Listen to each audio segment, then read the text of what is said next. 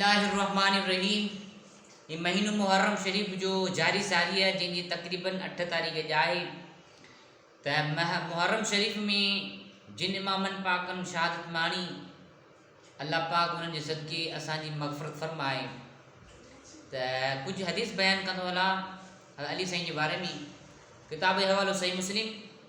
त मोमिन ऐं मुनाफ़िक़ माण्हू जी निशानी कीअं आहे। हुज़ूर साईं फरमायो त ए अली शेर ख़ुदा रज़ी अल्लाह ताला न मोमिन तोसां मोहब्बत कंदो ऐं मुनाफ़िक़ तोसां बुग़्ज़ रखंदो।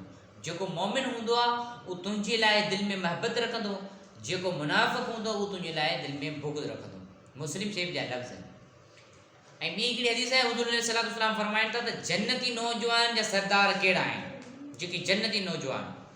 हज़रत जाबिर रज़ी अल्लाह ताला अन्हु खां रवायत आहे, चयाईं त जेको माण्हू जन्नतिन मां कंहिंखे ॾिसणु चाहे त वो हुसैन बिन अली रज़ी अल्लाह अन्हुमा ॾा ॾिसे। नेक उहो मुंहुं ऐं बेशक उहो मुंहुं रसूलुल्लाह सल्लल्लाहु अलैहि वसल्लम खां ॿुधो हुयो। सही इब्न हिब्बान जा लफ़्ज़ आहिनि। त हज़रत जाबिर फरमाए थो त साईं जन फरमायो जेको माण्हू, जाबिर चए थो त जेको माण्हू, साईं जन फरमायो त जेको माण्हू जन्नतिन मां कंहिंखे ॾिसणु चाहे त हुसैन बिन अली खे ॾिसे। यानी इमामन पाकनि जो शान आहे। त अल्लाह पाक असांखे इमामन पाकनि जो अदब करण जी तौफ़ीक़ अता फरमाए।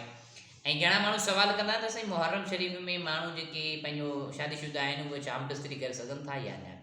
त उन जे बारे में जवाबु ॾींदो हलां त शरीयती तौर सां का मना कोन्हे, हक़ हिलाल आहे, करे सघिजे थो, पर इख़लाक़न अदब जी तौर सां इहो जाइज़ न आहे।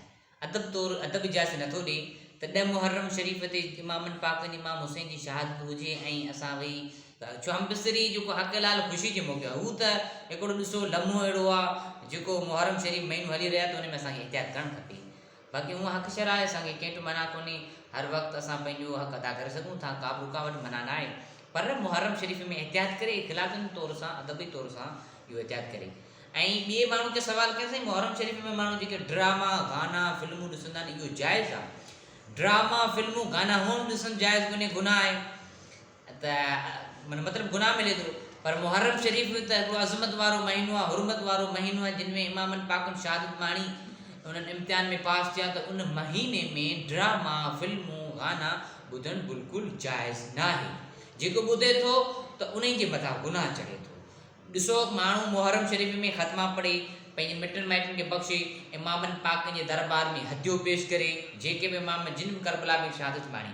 छो त शहीद मरंदा न आहिनि, शहीद ज़िंदा हूंदा आहिनि। क़ुर मजीद चवे थो, क़ुर मजीद जो दलील आहे त जेके शहीद थी वेंदा आहिनि अल्लाह जे फरमाए थो उहे उन्हनि खे रिज़्क़ ॾिनो वेंदो आहे ऐं उहे ज़िंदा हूंदा आहिनि। तव्हां उन्हनि जे लाइ इहो गुमान न कयो त उहे मरी विया, बल अहियाउं वलाकिन ला तशऊरून, बल्कि ज़िंदा आहिनि पर तव्हां नथा सुञाणो।